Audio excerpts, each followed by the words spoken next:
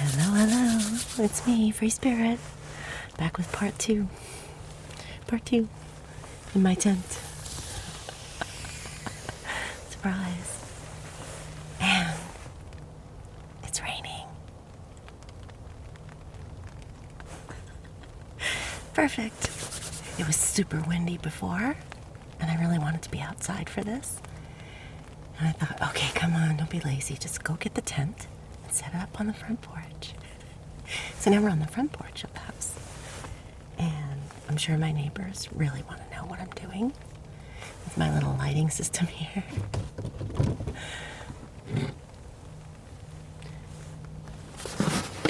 I have my headlamp turned inside the bottle so it shines. And one on this side too. And then I have a nice little candle holder down here. Nice and safe in a deep glass holder. Very stable. So no worries.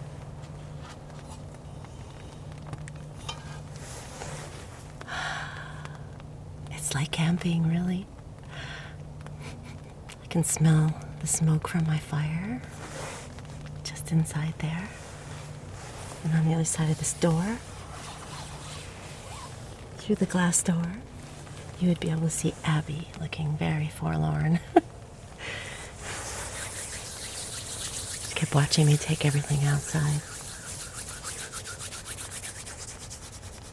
And I actually snuck out a couple of crystals, so maybe that's why. She wants in. She wants out and in. But I don't know about having her in a tent. So, it's cold. So I have my snuggly hat squishing down my hair. It's soft and warm. My scarf, my big puffy. You can see my breath. And the lens fogs up every once in a while, but it's starting to equalize now.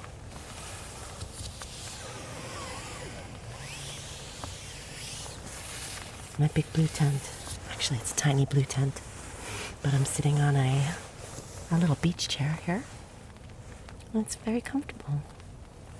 I put my sleeping pad down first, and I have this little chair. I have a blanket that I can pull up around my legs. It's a nice purple blanket.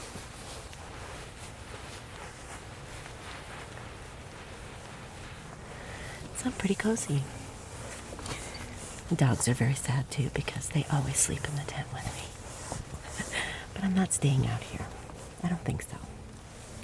Let's check the temperature.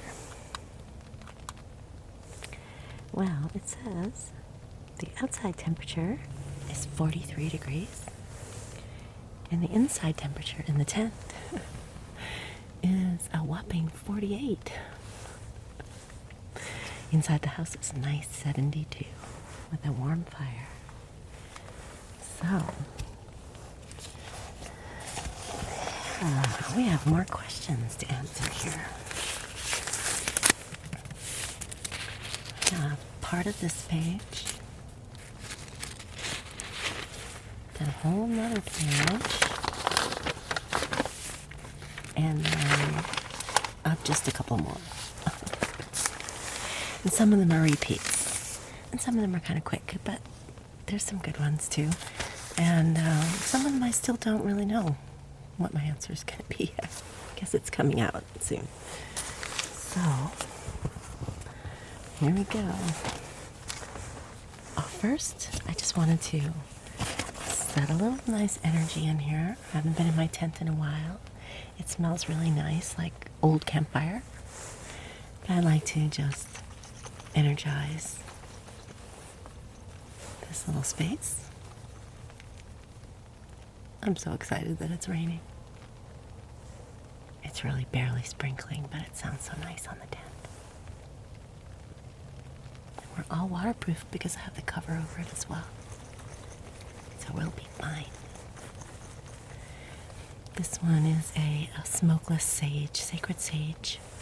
And it's very woodsy, so it's very appropriate to my little camp out here. Gonna move the flame out of the way. Ready? Okay, let me just put this over your eyes just a tiny bit here.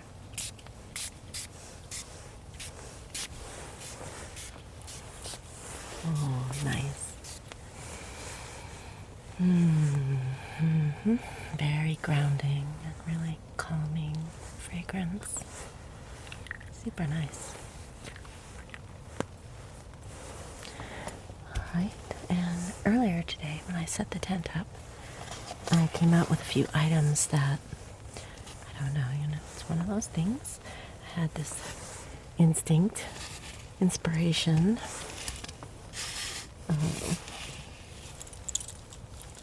To hang a few things. Actually here, right above where I'm sitting, there's a hook. And so I had these things dangling there for a little while today.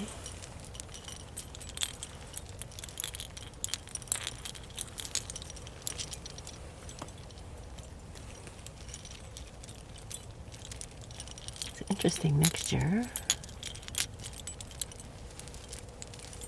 The first item that I was pulled to was this guy. This is a little carving out of bone. It's a bear, and this is from Alaska. Quite a wilderness. And the next one I picked was this one, which is a nice little chunk of citrine. Citrine, such a happy, uplifting stone, also solar plexus, so the willpower and the drive and the motivation that I've been feeling. Ooh, I can see my breath. Oh wow, it's getting chilly. And then these two sandalwood necklaces. They're sandalwood. Oops. They're sandalwood malas that you do mantra repetition with. I don't know, just another grounding element from the woods, the sandalwood. And the last item was a gift I got a while back. Very interesting repurposed jewelry with a very protective feeling to it. I love the sound. I was drawn to bring it out for that, and also because there's feathers. Feathers. Look at these sweet feathers hanging right there. So it was about moving the energy.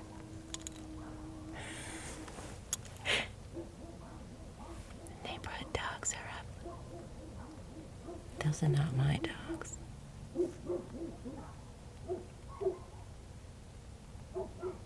Somebody must be walking by.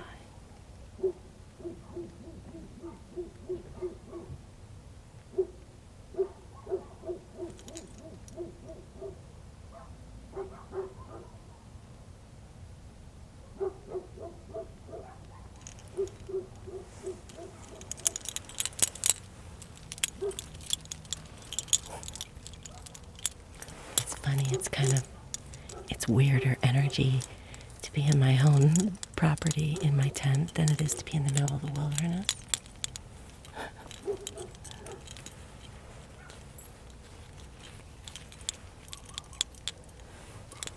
That's okay. We have a nice bubble of energy around us.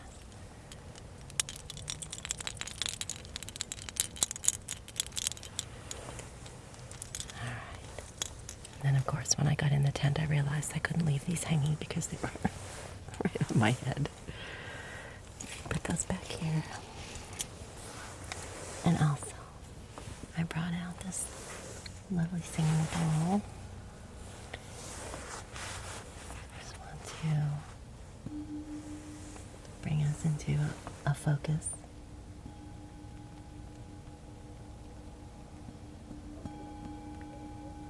Because there's questions and answers, but it's about the relaxation. That hopefully the answers will bring.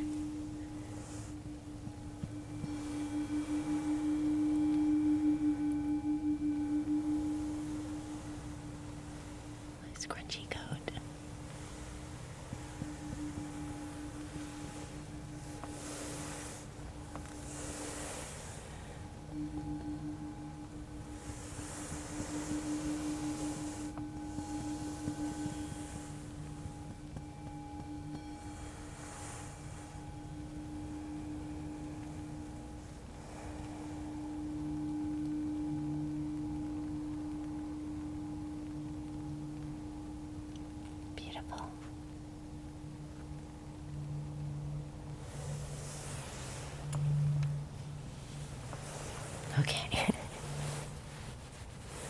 This is usually how I get ready to do a video, so it's kind of showing you a little of my prep. I don't always put it on the video because, I mean, it really doesn't have that much to do with the question and answer, but it has to do with me feeling relaxed and ready to, for me to be relaxed and just feeling spontaneous.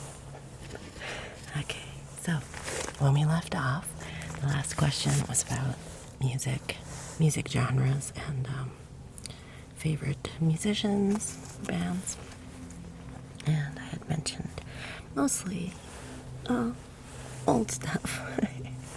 Yeah, I'm not familiar with much of current music, but I'm interested in hearing people's recommendations, and I like just popping through things on YouTube once in a while too, but mostly it's, I would say, 70s, classic rock kind of stuff. And yeah, I have a younger brother that kind of carried on the whole Grateful Dead thing after I was out of college and I moved out here. I found out afterwards that he was kind of like touring around with the Dead and doing the whole parking lot thing, and I was really proud of him. I didn't even know he was into that music, so that's interesting. And as time has gone on, even though we were 10 years apart, 10, 9, something like that, even though we have a distance between us in ages, we've become very, very much more like each other as we got older. So, and now he's a grown-up, a big grown-up man with a family of his own. Okay, let's see.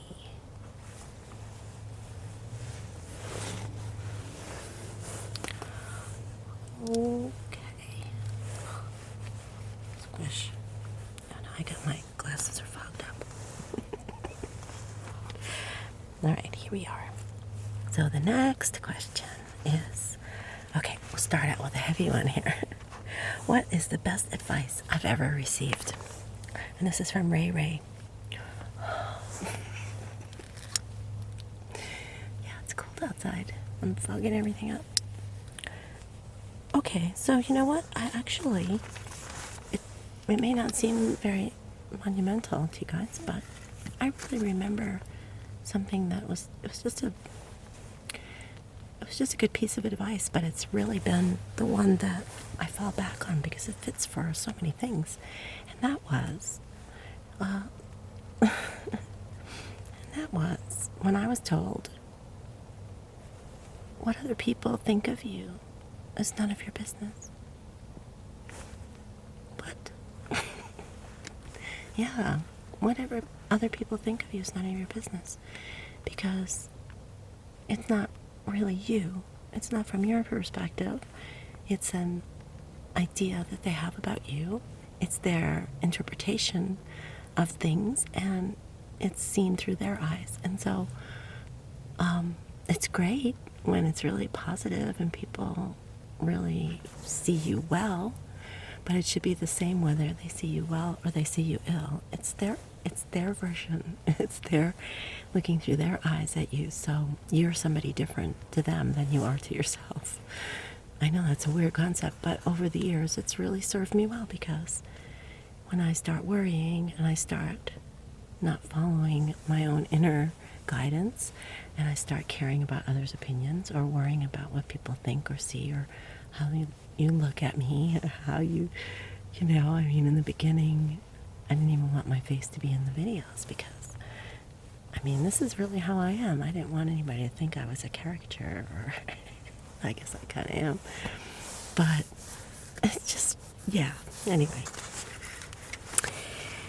That was a good piece of advice for me, because it's very, very true, and it goes the other way as well, that whatever I think about somebody else is just my own way of looking at things, and it could be completely irrelevant to the situation. So just to try and be easy about the way you feel about other people and the way you think that they're looking at you or feeling about you. So that was a good piece of advice. Short and sweet.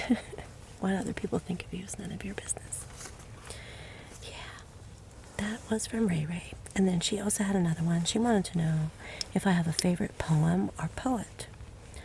And I'll tell you what, I used to read a lot of poetry when I was young.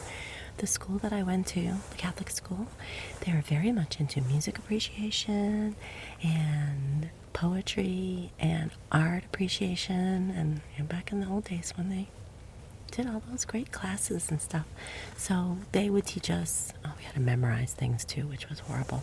But I memorized so many poems, Henry Wadsworth Longfellow, and all the classic poets. And I think probably Robert Frost was the closest to my heart.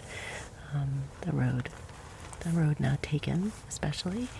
But I haven't really held on to much of all of that, so that's about right, I guess. It's usually kind of poetry about beauty and appreciation, outdoors, stuff like that.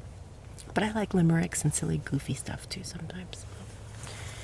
Oh, you know what?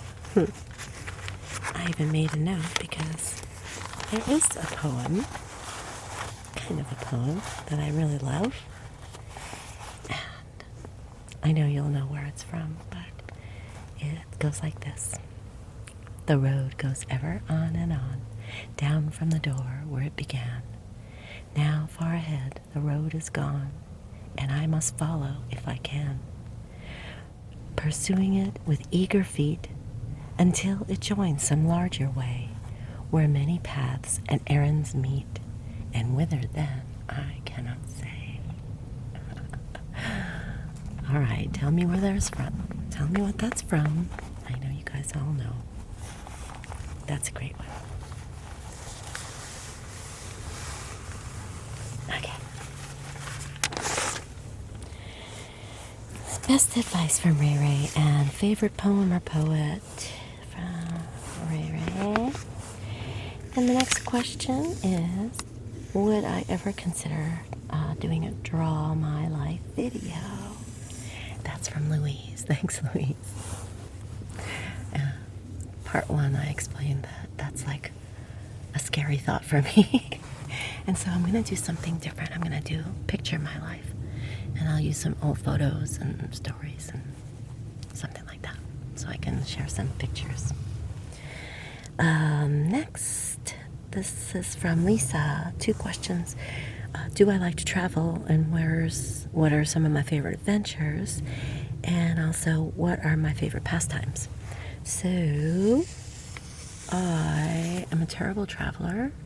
I always want to go home. I really love being wherever I am when I do travel, but I just can't wait to get home, and I don't like to be gone very long. So I have traveled in the past, and I've had some great adventures. And there's another question coming up about have I traveled abroad and where have I been? And I have been to Norway twice, and I've been to Peru, and they were both wonderful, epic, beautiful. I wish I was older when I'd been doing all of them, because now I feel like I have a better appreciation. However, now I have horses and dogs and cats, and I'm such a homebody. It would be tricky for me to do that again. But that was wonderful. I was really happy to be able to take those trips. And I've been to Mexico, and I've been at a timeshare out there in Cozumel.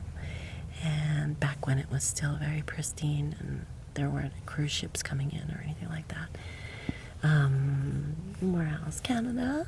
And that's it. And some of my best adventures actually have happened right here in the U.S. And like horse camping, not big, huge trips or anything mind-blowing, but climbing Mount Whitney, doing that hike 5 or 6 times, I guess, to the top. Hiking the Sierras. Little things, little day trips, or the sequoias. Going to the trees. Yeah. I gotta get back up there soon. Local things really make me happy. Short trips.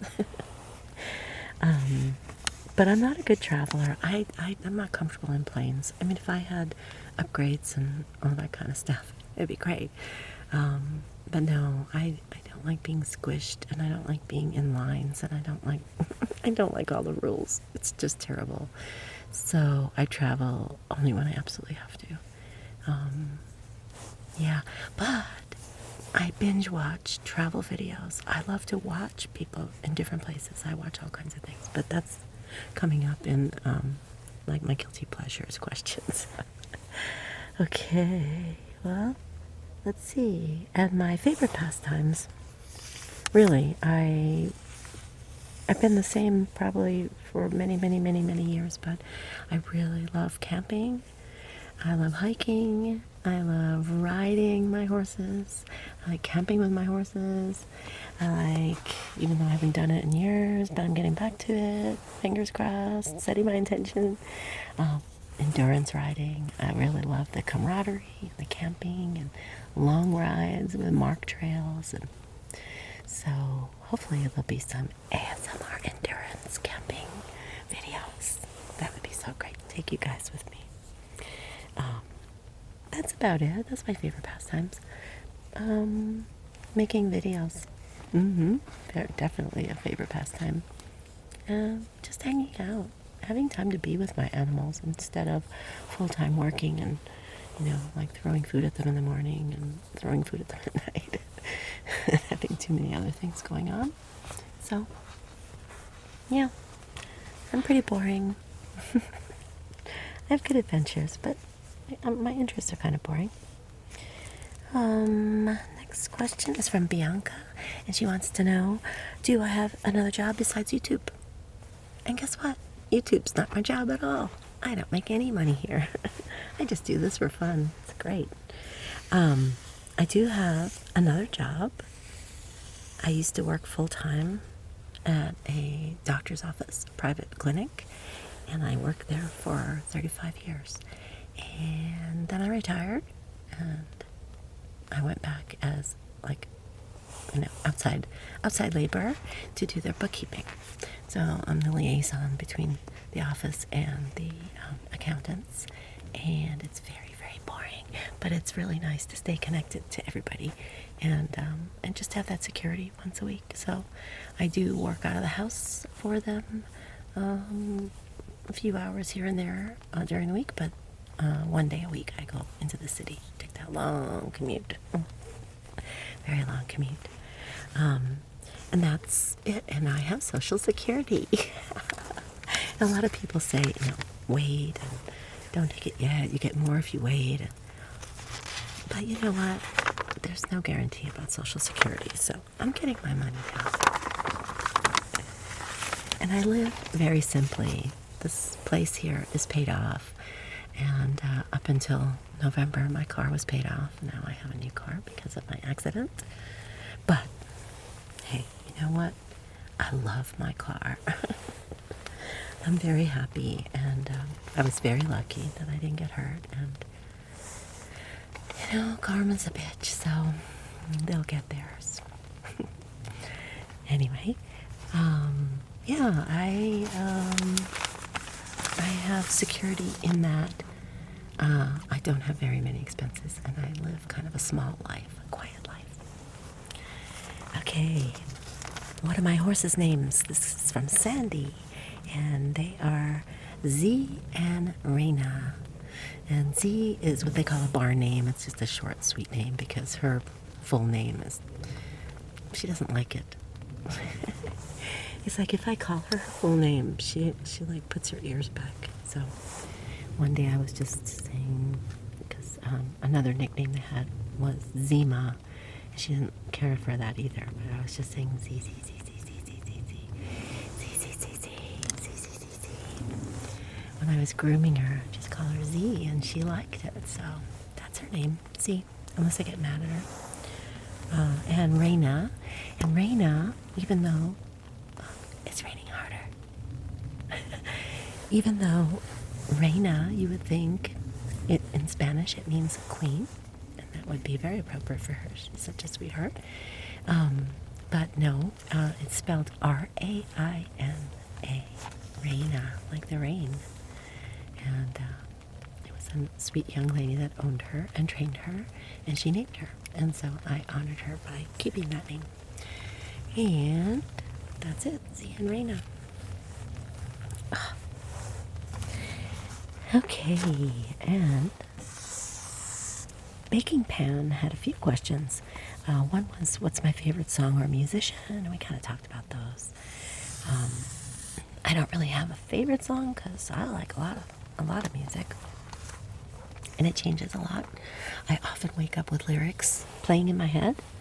Sometimes it's even songs I don't even know what they are, but if I can get a couple words, I'll Google it, and I get all kinds of like subconscious messages, I think, from within in my dream state. And she also wanted to know, what's my earliest childhood memory? And you know what? I have one. It had to have been when I was like 2 years old, because I can remember at that time, and in the house that we lived, I had like a crib bed in this little area that was outside my parents' room, between there and then my brother's and my sister's room. And I was there in this little, like an alcove kind of thing. And I remember I could see a picture over my crib, and it was either an angel looking at a little young baby, or it was Jesus. I can't remember. It was very angelic and sweet, and there was a little baby. And besides that, I remember looking straight up over my bed at the ceiling, and there was like, you know how old ceilings, they get like funny cracks, they make patterns and stuff. And I remember I could see a face. It looked like a man's face looking at me, but it was a nice face. And I remember when I grew up, I was telling my mom about it. She's like, you couldn't possibly remember that. I said, but I do. I mean, nobody told me later, oh, look at the ceiling over where you slept. So that was the first memory I had. I was about 2 years old. And other than that, they're all sort of a blur of just, having fun and being a kid and playing outside and all that stuff. And Baking Pan also asked, what is my favorite quote? I don't know that I have anything specific. I was thinking about this one for a while, because I'm sure I've had phases in my life where there were certain catchphrases that we all said, or funny things that I'd heard that stuck in my mind, or movie quotes for sure. But I've sort of like turned off all that random access memory, I think, because all that stuff's gone. But I did write this one down. Here's another one that you can write in the comments and let me know where this came from. Okay. People assume that time is a strict progression of cause to effect, but actually, from a non-linear, non-subjective viewpoint, it's more like a big ball of wibbly-wobbly, timey-wimey stuff. I like that. I know, kind of crazy. Okay. All right, and now Glittering Cherries wants to know, how long have I been a vegan, and what do I eat in a day? Okay, so I'm not a vegan. I eat a lot of plant-based meals. I really enjoy making vegan recipes, especially because it brings out this great creativity for seasoning, spicing, and using ingredients that I don't always use. So I'm leaning towards that. And I've also been vegetarian a lot in my life. And sometimes I'm pulled to be pescatarian. And I heard a good expression for it the other day is basically that I'm a flexitarian. So there's occasions where I really enjoy a nice rotisserie chicken that I make on my own rotisserie. And I get a really nice free-range, organic, as well cared for and loved animal as I can. And I really do like sushi. I like seafood. And growing up in New England, it was just part of my culture, my life, my lifestyle, and it's definitely not as strong as it has been in my childhood and other years, but yeah, I still do like sushi. And mostly what I eat in a day, I'm trying to be much more conscious of eating whole foods, no processed foods. I don't eat processed foods anyway. I don't do soda. I don't do a lot of sugar, I like red wine, and I haven't had any wine for over a week. Sometimes I just go, nah, I'm not going to buy any and see how far I can go. So I'm not having any red wine right now. But that's kind of my bad habit, coffee and red wine. And I eat a lot of salads. I eat a lot of vegetables. I love vegetables. I love beans and rice and grains and smoothies. And I make good soups. And yeah, I try to make my own food. If it's very simple, that's fine. If it's just a baked potato and some broccoli inside or whatever, stuff like that. So yeah, because I'm home and I can have my meals, I can make my own food all the time. I rarely go out for dinner, and mostly it's sushi. That's it.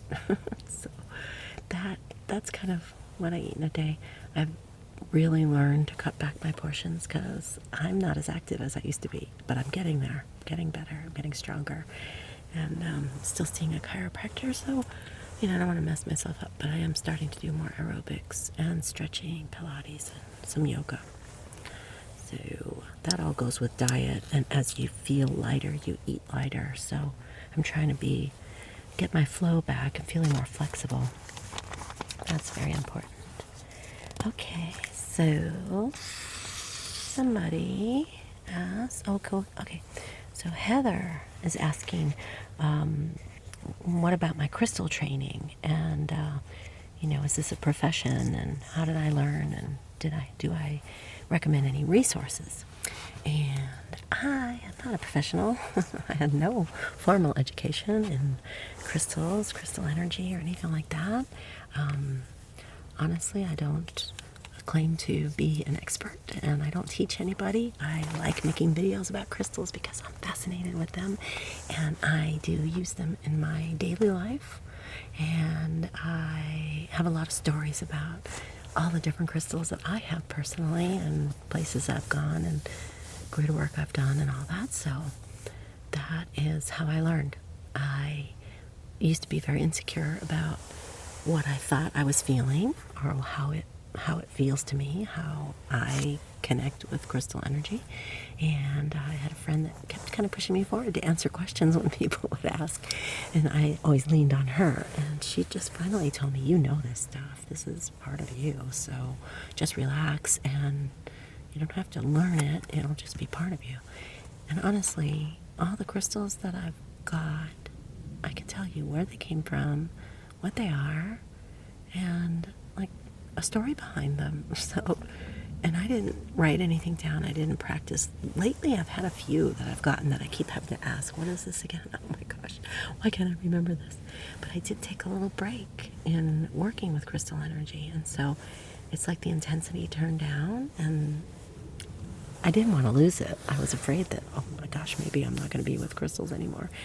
But it's, as of the first of this year, it's come back. So I just go with the feeling of it, honestly. It's very hard to explain because people, they want to know who I studied with, or what proof do I have, what scientific evidence, and there is evidence about a lot of stuff, but I just don't really care to try and convince people.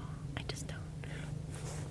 So if it's just entertaining, I've had very nice comments from people who are very much I don't know, they think that crystals or tarot cards are like it's negative, it's bad. Anything could be bad, anything could be good or bad.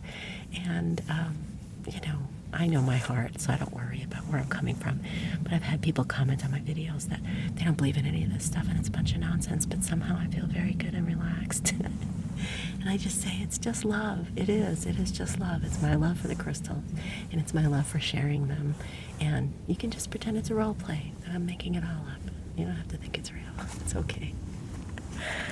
So that's kind of the answer to that. Resources, honestly, I just started going to gem shows. I started reading books and looking at things online, and you need a lot of discernment. You do, because people want to sell things, and people want to copy other people's experiences that they've had with crystals, and it's always best to try and find out for yourself, your own experience. So hands-on, and sometimes you're just going to collect fun pieces, pretty pieces, whatever, and it might not be your thread in your spiritual growth. So, and it might come back later. So if you don't feel it, it's okay. You can still love them. You can still enjoy them. But you'll know. You'll know. Everybody's different, but yeah. Just trust whatever happens. If you're really drawn to a particular type of crystal or a particular color of crystal, or, you just feel, if you feel like there's some energy there for you, just look up the meaning, look up the metaphysical properties of that particular crystal, and you might go, oh, that's kind of perfect for what I'm feeling right now. That's how I started learning. And then the ones that were most connected to where I was at the time energetically really stuck in my heart. I remembered their names. I remembered about them. So, and then you end up with a ton of books. But it's fun. It is a fun hobby.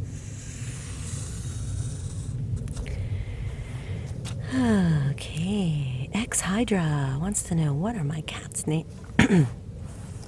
Wants to know, what are my cat's names and when did I get them?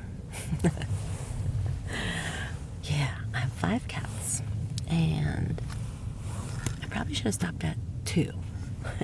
They were brother and sister, and that's Abby, of course, crazy Abby, and Charlie. And I got them, they were supposed to be one cat. It was supposed to be a striped tabby male, and I needed to get a cat that was an indoor-outdoor kind of cat, because when you have horses, you have mice. However, when the lady came to drop the kitty off, we made the meeting place. She told me that her daughter kept the other cat, and now all she had left were these 2, and they were twins, and they can't be separated, and it's so sad, and I don't know what's going to happen if you don't take them. Yeah, so of course I took them, little fluff balls, and they were not outdoor cats at all. And then I had them, just those 2, for a few years, and then I moved here, and then I was fostering. No, I wanted to foster this one cat, but I knew I was going to fall in love with her. That was Margot. So the 3rd cat is Margot, and she's the one that's like part Maine Coon cat, and she makes these funny noises, and she's hilarious. She's not really a cat. She's part raccoon, I think, and she's very entertaining. So, I had her, and then I saw her picture on Facebook, and that was why I was gonna foster her, and I said no way, because I'll fall in love and I know I'll keep her. And then I just put it out of my mind, and I said, if I ever see your face again, Margot, you're gonna be my cat. And a month later, her face popped up again from the same woman, a friend of mine now, who does cat rescues, and she had a litter. I think there were 4 kittens, Margot's siblings, that were left behind in an apartment. They took the mama kitty and left the babies behind. I can't even believe it. Margot is the most gorgeous, beautiful thing ever in the universe. But, so anyway, I couldn't believe it that she came back up again, and I posted a comment, and I said, don't tell me Margot's still not adopted.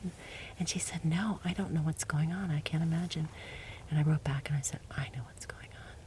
She's supposed to be my kitty. And so I adopted her. So I had 3. And then came 4 and 5 brothers. I was fostering them.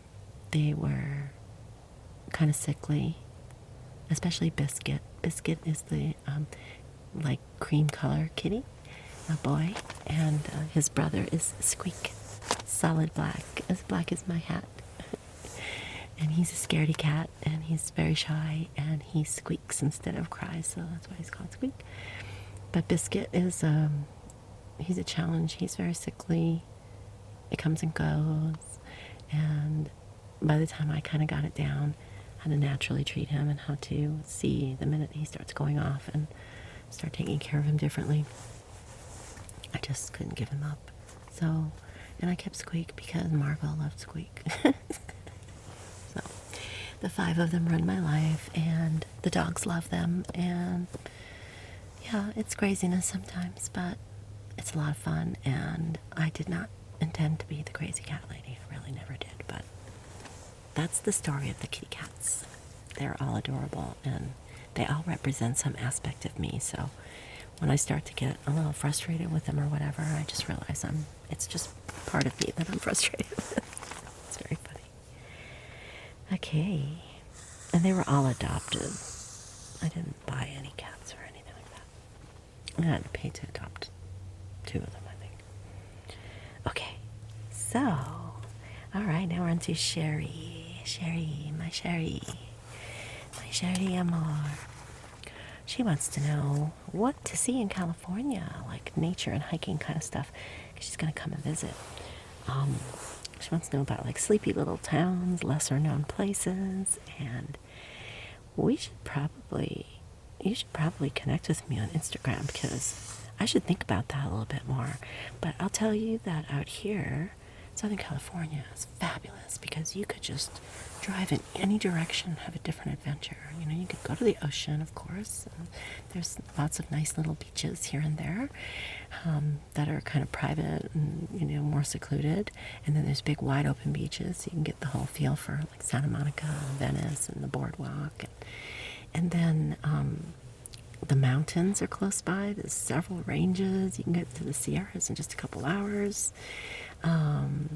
You can go all kinds of exploring in the desert. There's all kinds of little ghost towns and sand dunes, but the little out of the way, hole in the wall places, yeah, I have to look at the map and remember certain little places, but I always take visitors up the coast, like through Santa Barbara, and then up towards San Simeon, up where Hearst Castle is. That's a nice long day trip all the way up there, and then maybe stay somewhere up there overnight. I like to drive up the 395 and go up towards the Sierras and Bishop, and that'll take you all the way up to Lake Tahoe if you like to do drives. It's kind of a long drive, but you can, you know, take a break part way and stay somewhere and then take a break. You go by Lone Pine, which is where Mount Whitney is, and you could drive up Whitney Portal Road, and you can go to the base of Mount Whitney at over 9,000 feet. So there's a lot of fun adventures to have out here. So you should connect with me on Instagram, and I'll hook you up, because I have to remind myself. And yeah, there's some cute little mountain towns too. And depends on the time of the year that you come. So let's talk. Okay, and the next question is from Margaret, and she wants to know if I'm considering doing audio uploads to iTunes or Apple Music, and I don't know anything about that. I have a Android phone, and I really never even thought about doing that, because I didn't think my videos would be interesting as just audios. But I'll look into it. I'll think about that. Okay. Are you ready for this one? This is interesting. This is from, oh my goodness, did I not write who asked me this? Oh no.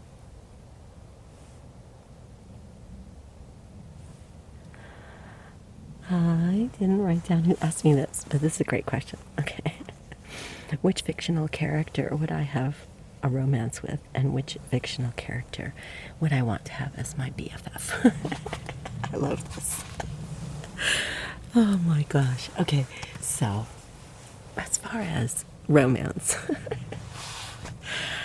I don't know. I don't have any pull towards any of that. Like back when I would have said the Highlander, Duncan MacLeod of the Clan MacLeod. Born in 1548, he has lived 400 years. He is immortal. Adrian Paul. Oh, I used to love him, and I got to meet him. I got to meet him in real life. Had several conversations with him, and he was really super cool. So, a nice hunk of man. Anyway, I love that show because the premise was, of course, that he was immortal, and that there could be only one, and the only way they could get rid of other immortals was to jump off their head and take their energy. So that part was pretty weird and gruesome, but oh my gosh, the adventures, because he lived contemporary times, he lived in medieval times, he lived during all the world wars. So they could go anywhere with the plot line, and he was just like the master of everything because he lived so long. So he was quite charming. He spoke all the languages. He was like a Renaissance man. He could cook. I love that. And the sword fighting. Yeah. So he would probably be my love interest. And as far as BFF, I don't know. I'd just probably have to be the companion for Doctor Who. I'd just have to go travel with Doctor Who. I think that would be great because, again, Time Lord regenerates himself. So I think I like this idea of continuous learning and growth and never ending. So I would want to be immortal with them, though, because I wouldn't want to get old when they didn't even age. That would be really hard. But Doctor Who, yeah. And don't make me pick which one because it's really hard. I know for my age I should probably go with Peter Capaldi, but of course everybody loves David Tennant because he's just adorable and he's funny and cute and he had so many poignant moments. But Matt Smith is more my type. He's a crack-up. He would like my hat, I think, because he likes fez. He wears a fez. So, yeah, probably Matt Smith, Doctor Who. But I wouldn't want to get in so many troubles. I'd like to, be able to travel like that, go forward and backward in time and be anywhere, anytime. Yeah, I would travel that way. No airplanes. Ugh. Okay. That was a cool question. I thought that was pretty fun. Okay. Okay. I don't know who asked me that. That's terrible. I didn't write that down. Anyway, the next question is from Louisa. She wanted to know what the story is with my horses and learning to ride and about my first horse and my favorite breed and what adventures I've had. And that could be a whole nother video, honestly, and I think maybe I'll tell some stories next time I do a spa day for the girls because they're already shedding their winter coat and it's awful and they're staticky and it's a mess. So once it gets warm enough, I'm going to be giving them baths and grooming their mane and tail, and I will tell you all about all these horses because I kind of got into it on the last video a little bit. So you can listen to that. But my favorite breed is Arabians. I like quarter horses. My other horse, Reina, is a quarter horse, and she's a sweetheart. But I've always been partial to the Arabs. And lots of adventures. I'll tell you lots of adventure stories.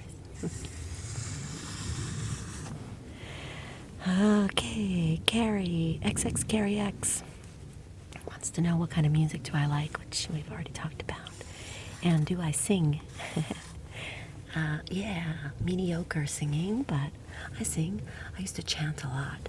I used to work on my throat chakra a lot because I felt like I held back and I didn't necessarily speak my truth. So chanting really purifies your vocal cords and your throat chakra. And so I used to chant all the way to work and all the way home.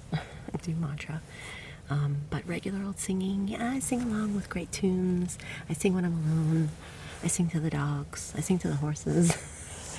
And when I was in school, not in college, in high school, junior high and high school, I belonged to the Glee Club and chorus. And then the special chorus, which was like small groups. And then I was in this trio that competed. But I was super shy. I would never sing out loud on my own. I would never do a solo. Oh my gosh, no way. But as long as I had protection around me with other people, I loved the sound of a lot of voices singing together. Oh, it's very powerful.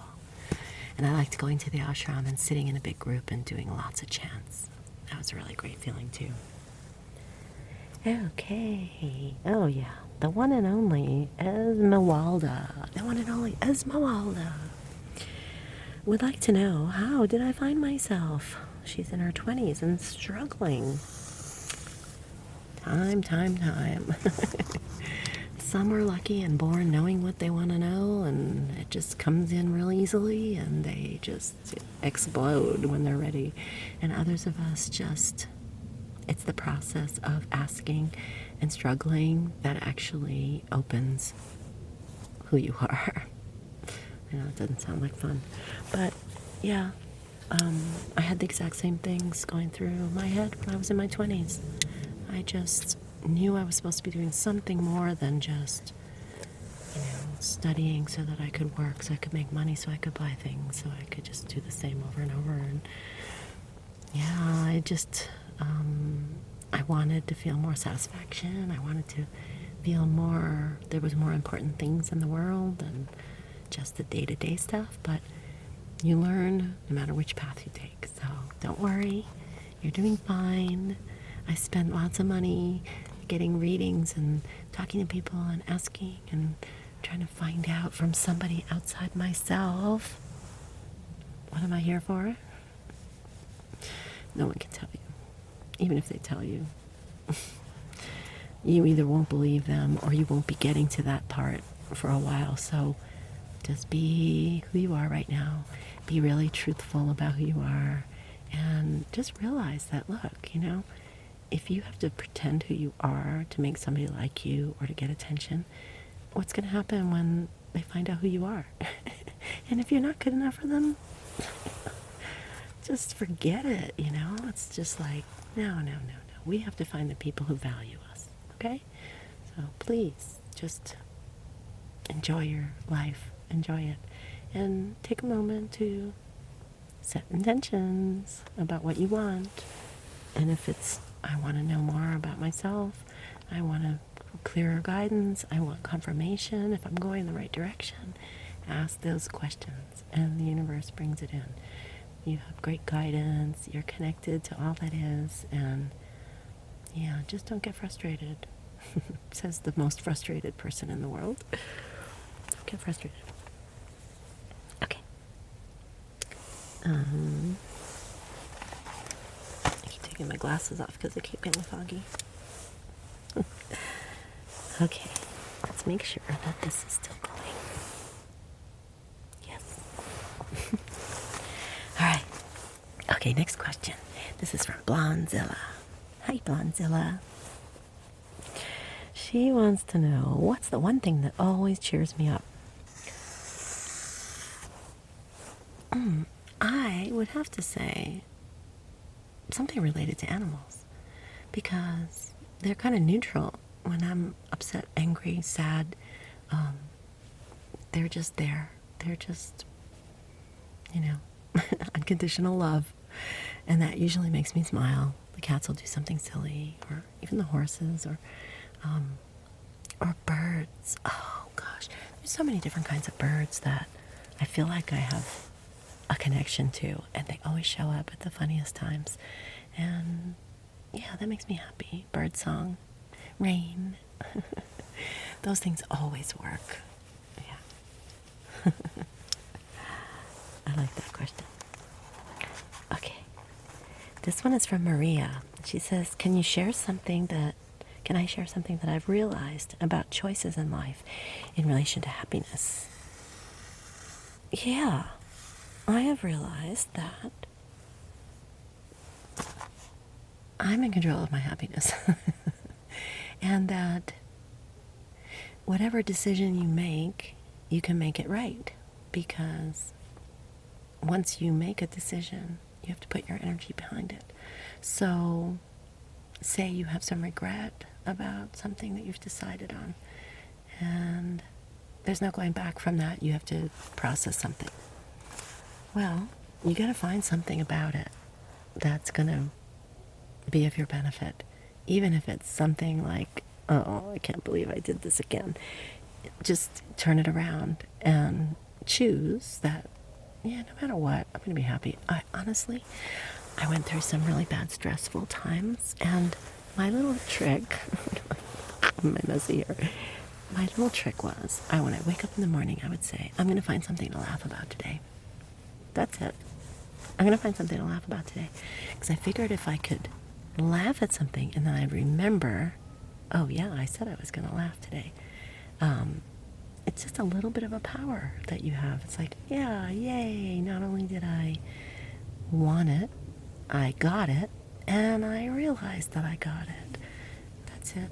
It's just, and then you just do it over and do it over and do it over. And yeah, in the worst of times, when I was really down and low, I would even come to the point, all I could think of to say to myself was, they can't take my happiness. Nobody can take my happiness, because I can be happy right now, just looking at that little bug crawling up the side of my tent. You know, I mean, there's always something, and you can make it something tiny. It's just practice. Yeah, it's just practice.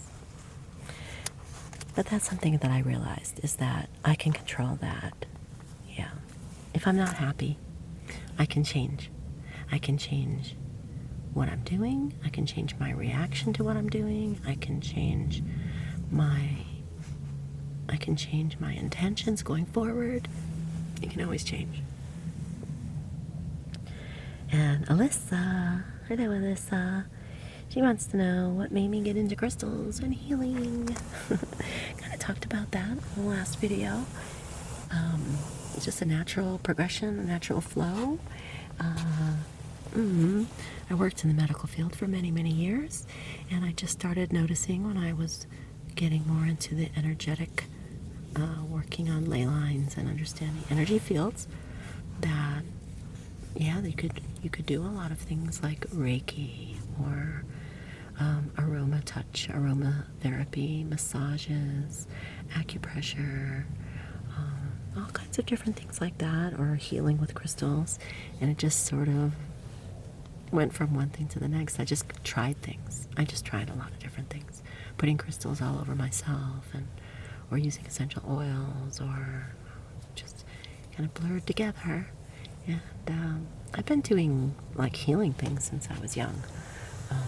Just putting my hands on my animals, or just things that I didn't know that anybody would say it wasn't possible. So, or that I was a nut job, because I do get that, and I don't care. It's okay. I'm probably nuts. I look like I'm nuts probably from the outside too. So it doesn't matter, really. It doesn't. If I was younger, maybe I would care, but it's good. It's great to get older, because you know who you are. And yeah, that's how I got into crystals. I just loved a lot of different things, and they all kind of came together in a natural way. All right, and then Jean Bean is the one that asked about whether I had been abroad and where I had been, and that was Peru and Norway and Canada and Mexico. Okay, Rachel wants to know how I deepen my connection to my spiritual practice and other esoteric arts. Like, what am I up to? And yeah, I follow the flow. I get into like a little groove where something spurs my interest in a way, like herbal medicine, or essential oils, or I don't know, lots of different topics. And so it starts me wondering, like, well, I wonder what kind of medicinal plants are around my area, or whatever. And I just follow that path. And I find that I don't have a spiritual practice. I am putting all the moments of my day together, because the whole day is a spiritual practice. And it doesn't stop. There's not a time that I do it and a time that I don't. It's just remembering to connect it all.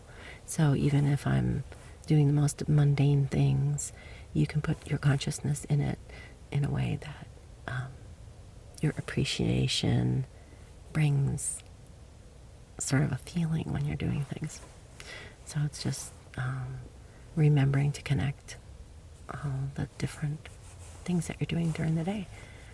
It becomes like this natural thing. When you wake up in the morning, it's like, and here we go. And then you see what you're supposed to get out of the day. And then at the end of the day, it's nice to lay down and just sort of, before you fall asleep, to just close your eyes and think of all the good stuff. Like, give yourself a pat on the back for, oh yeah, I was really in my groove right then. Oh yeah, when I felt like that lady just needed me to smile at her, and I did. Oh, that was really good. You know, it's okay to do that. It's not like a selfish thing. It's encouraging yourself to remember who you are and to shine your light. Yeah. So I think that connects you to who you are and makes your whole life a practice. And there's lots of different things you can study. Astrology and numerology and looking at cards, and it's all fun to learn. It really is. And you'll know if it's for you or not. You know, if you have an interest in it, check it out. And it may be for something for later, you know, so you kind of like get into it for a little bit and go, I don't know, that's about enough for now on that. But it might come back around. So, you know, you don't have to be one thing or another. You can just blend it all. That's what makes it really fun. Okay. Oh, Jamie. Hi, Jamie. She had a bunch of good questions here. So she wanted to know if I experience ASMR and relaxation. I experience both by watching ASMR videos. And it's almost like I know that if I set out because I want to have tingles and just like get that nice rush of endorphins and really relax to go to sleep, I can say, okay, tonight I want to have tingles, I want to have ASMR, and I'll pick videos that are most likely the triggers that will give me ASMR. I've never had immunity. And some things in real life give me ASMR too. And once in a while, when I'm editing my videos, I can get ASMR. Not when I'm looking. When I look at myself, no. But when I'm listening, sometimes I will actually get ASMR with crinkles and tapping and things. So that's kind of fun. And sometimes I watch videos just for the relaxation. And not just ASMR videos, but travel videos, cooking videos, all kinds of different things. Backpacking, hiking videos. Yeah, I find them very relaxing. And what does it feel like to me? Oh my goodness. Well, I got this when I was a child, before there were any videos, before anybody. Wow. That was the win. So, I knew about ASMR. I experienced ASMR way back when I was really little. And back then it felt like a overall, almost like a body numbing. Like I would just get like I couldn't tell what people were saying to me because it was just this euphoric kind of feeling. And I don't remember actual like distinct tingles, except when we would play tickle back or we would write on each other's backs with our finger. That would give me the shivers. Wow, it sounds like we're out at sea. But when I started watching videos, it was different because different videos can bring on different set of triggers. So a lot of times it starts in the back of my head and it goes down my neck, and sometimes it goes out to my shoulders, and sometimes it goes up and down from the back of my head to my spine, and sometimes it goes down my leg, and sometimes it's down both legs. It's just so different depending on what the trigger is. But yeah, always seems like it starts in the back of the head and goes up to the top of my scalp. Very pleasant, very familiar, comforting. Yeah, I really enjoy. Boy, when I found ASMR videos, I was so happy. Oh, goodness. All right, so yeah, what does it feel like? Okay, my favorite triggers, they do change, but I think as far as watching videos, whispering's my favorite. Tapping, show and tells, I like. Yeah, crinkly sounds. I like stuff that incorporates sounds in the course of doing something. So I do like role plays, but not all role plays. It's very funny. But I like watching anybody that I know that makes videos. I love watching their role plays. I love watching all my friends' videos. Whether I get ASMR from it or not, I enjoy seeing what everybody's doing. My favorite ASMR channels are artists. Oh, forget it. There are so many. I make playlists. I just bounce around. I try to incorporate 2 or 3 videos from people that I don't know, I've never listened to. And then I have some really small channels, some really big channels, some of my favorite friends. So I generally watch, like, I'd say at least 3 or 4 ASMR videos every day. Sometimes I put something on in the background during the day while I'm doing stuff, or sometimes I save it for nighttime, but I generally make little playlists and just bounce around like that, so I can't possibly name favorite channels or artists, but maybe I'll do a video at some point and just point to some, like make an actual list for you guys so you can see what you think. And she is the one, Jamie. She wants to know a story of one of my happiest moments, and I kind of hinted about it yesterday, in the last video. And that was when I was 11 or 12, and I was at this horse camp. We were staying there for a week, and we were all assigned to a horse to take care of. I was assigned to a Palomino mare. Her name was Goldie. And they taught us everything from the very beginning about how to groom the horse, how to walk with the horse, put on the halter. And I was like in such a glorious state. I was so happy.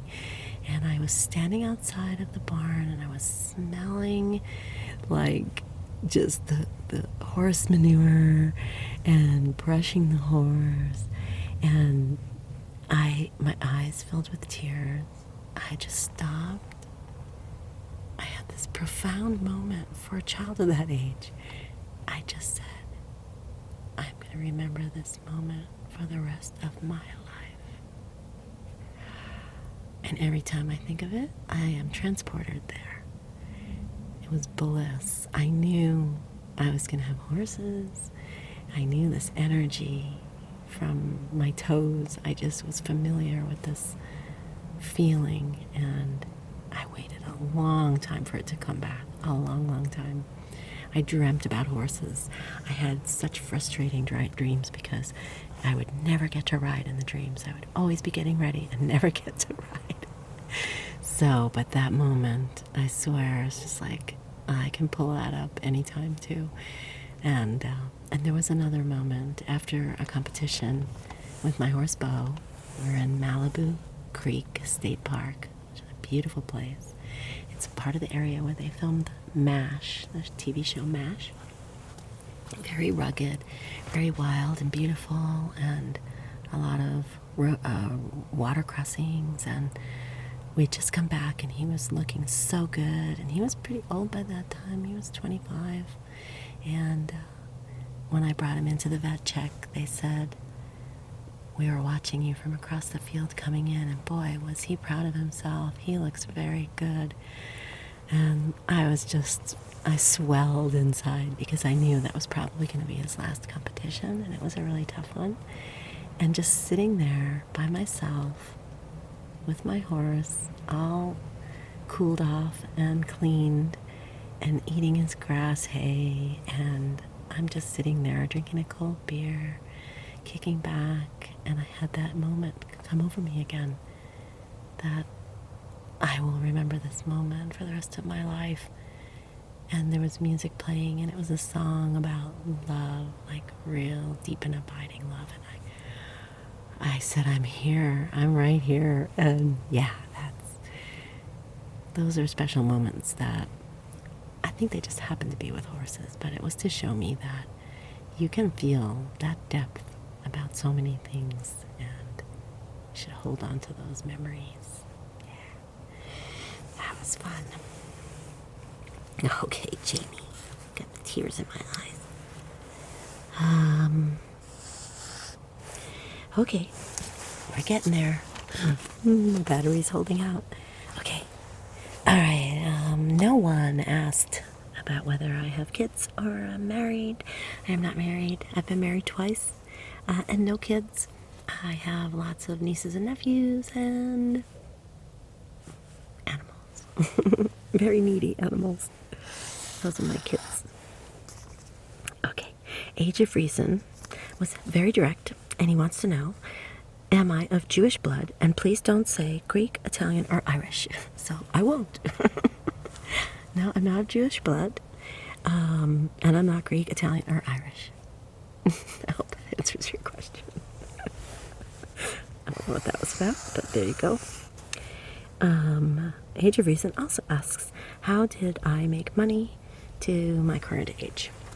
Well, I grew up doing odd jobs while I was going to school as I was a kid, because we had 5 kids, and I knew about doing errands and making a little pocket cash so I could buy some penny candy and, all that stuff.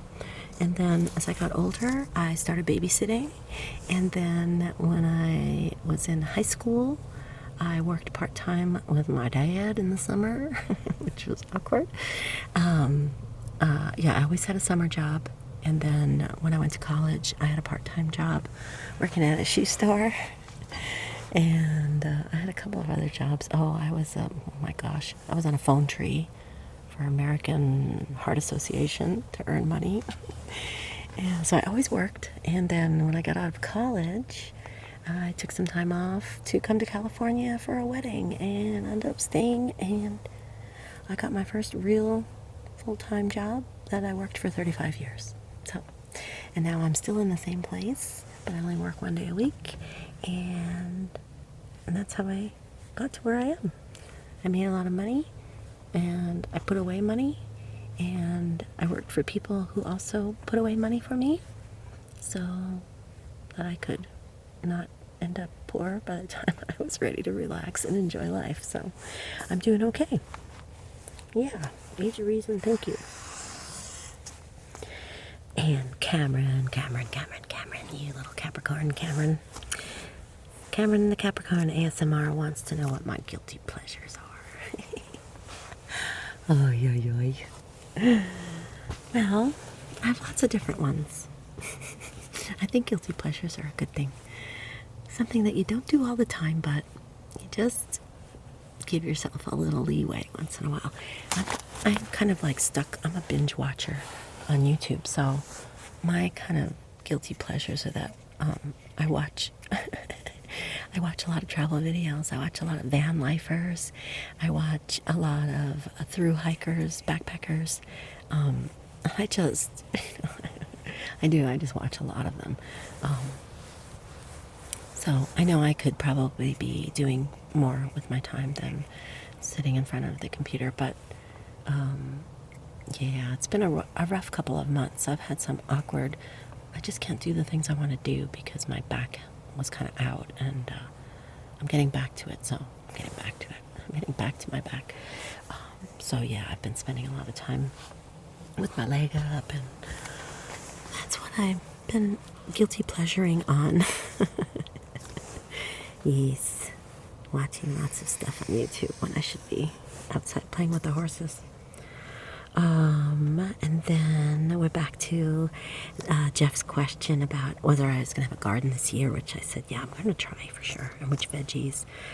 And he wanted to know what my favorite triggers are and what my least favorite triggers are, either to make videos or to listening to. And they're kind of the same, I think. My favorite triggers, I do like to whisper. I like when I do really, really close-up ones, and I'm really close to the mic. I like making those videos because I really feel connected to you strongly. I like listening to whispers. It has to be certain voices, just however that works. I like making tapping videos. I like making show and tell. I like doing things like doing projects and taking you along. I love making camping videos. Oh my gosh. I love making hiking videos and horse videos. All the videos I make are my favorites to make because I don't make them unless I really like making them. And my least favorite, no, to make, I don't have any least favorites. The most difficult ones can sometimes be the cooking ones because of the setting it up and trying to time everything, and you can't really do things over. Once you've cracked an egg, you can't crack it again. So those are a little more difficult, but I enjoy making them. So I like doing voiceovers too, so I can just focus on recording the action and the visuals and then work on the sound and the quiet background later. And to listen to, I guess, almost everything can be annoying, so it just depends on how it's done and in what. I don't watch a lot of just pure trigger videos, but sometimes I will if I just want to close my eyes and let it take me into sleep. But I don't enjoy if it's forced or if people are trying to give you ASMR. It's like, no, just do what you do, or do a role play or do triggers. But yeah, just make it sort of naturally blend into what you're doing. And I don't particularly like chewing and eating and that stuff. So, although I do taste my food in my cooking videos, so I'm trying to get over being overly sensitive about some things. But that's about it. I mostly like everything ASMR because you never know what's gonna give you tingles. Sometimes it changes. You at least expect it. Last page. Okay, and this was from Gabriel that I answered the other day. Wanted to know more about the horses and whether they were part of my job and how long I would have them. And yeah, those are my babies. And I will definitely do more about them in another video, just about the horses. Okay. Mallory wanted to know, what is my favorite food to cook and what is my favorite food to eat if it's different? Wow. I don't know if I have a favorite food to cook. I like cooking. I like trying new things or putting combinations together that I've never tried. I do like doing vegan recipes because, like I said, it takes a little bit of creativity sometimes. Yeah, I like cooking at all, to tell you the truth. I really enjoyed learning all about Peruvian food because I went there and I was married to a Peruvian, and I learned a lot of great recipes, so that was really fun, mastering that. And baking is fun too because it's all about your proportions and getting it right, and it's a little more perfectionist, so that's kind of fun. My favorite food to eat, oh my gosh, I like everything. I really do. From simple food to fancy food to, I really like it all. I don't like processed stuff. I don't like too many really rich desserts. I love soups, I love salads, I like potatoes and beans and rice and grains. I like everything. I never had a problem with food growing up, so yeah, I just love to cook and I love to eat. You give me a challenge and I'll do it. No bugs. No weird stuff, though. Okay. Fanta wants to know, when did I start with crystals and start to feel like connected with energy and stuff? Yeah, I did talk about that a lot in the other video as well, Fanta, but definitely I didn't trust it for a long time. I kept expecting it was going to be like my friend. You know? And then you realize that, you know, you've been choosing certain crystals, and when you look at which ones you're attracted to, it's like how perfect they were for you at that time, or it's almost in retrospect that you see that you had a connection and you just didn't trust it, or you just weren't aware of it. Or it's like, keep your eyes open, keep your ears open, keep your heart open. And yeah, I'm not sure when I started with it. It goes way back, but I know it took a long time before I was really sure that I was feeling something. And people could say I'm delusional. That's okay. I almost fell off a unicorn once too. I'm sorry. That's an old joke. That's It's an old New Age joke. Yeah, so that's pretty much it.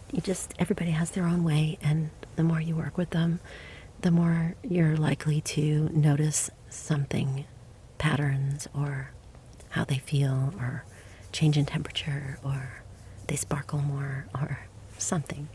Or maybe they're not for you. So I don't really know, but that's how it worked for me. And then the last question from Angelina. She asked again about whether I was married or have kids, which I already answered. And last question. Drum roll. Terrible drum roll. Is where would I travel if I could go anywhere? Again, if I didn't have to use an airport and an airplane, and I could travel anywhere, yeah, then I would travel. I've been watching a lot of videos about Patagonia. Oh my gosh. That is a fantastic adventure, like on a bucket list of mine. I think that would be a magnificent place to go and see. But there's so many places. Oh my gosh.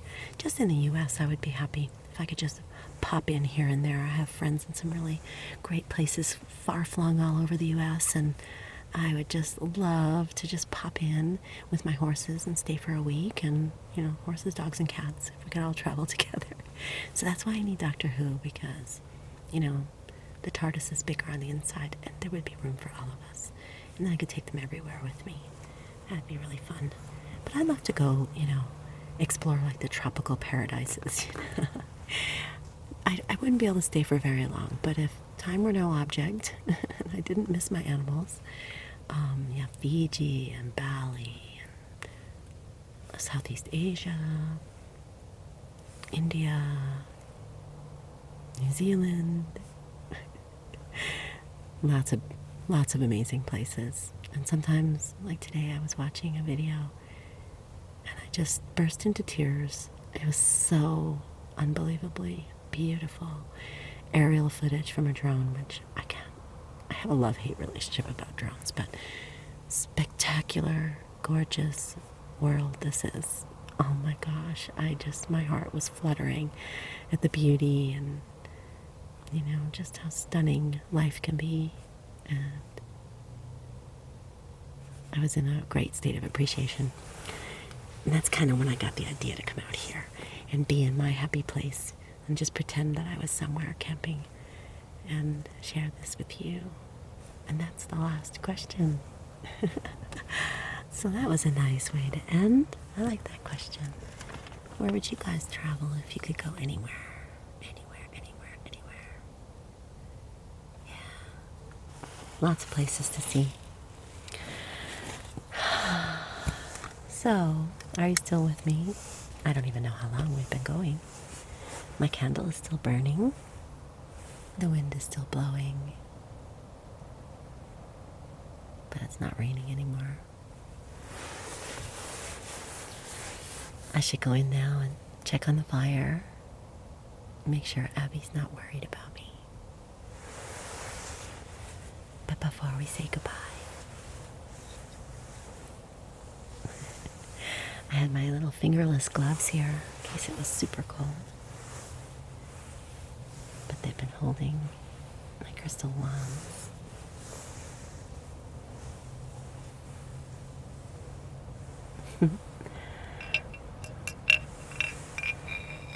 I'm just going to give you a little crystal blessing with rose quartz and amethyst, chevron amethyst.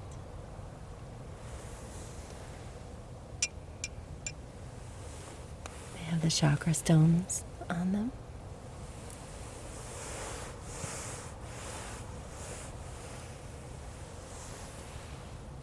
Love and protection. I put around you and around me. Increase our love. Increase our intuition. Be happy. Be healthy.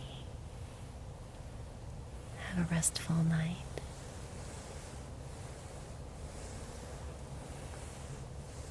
Thank you so much for asking all these great questions. And I'll see you soon. Big hugs. Big crystal hugs.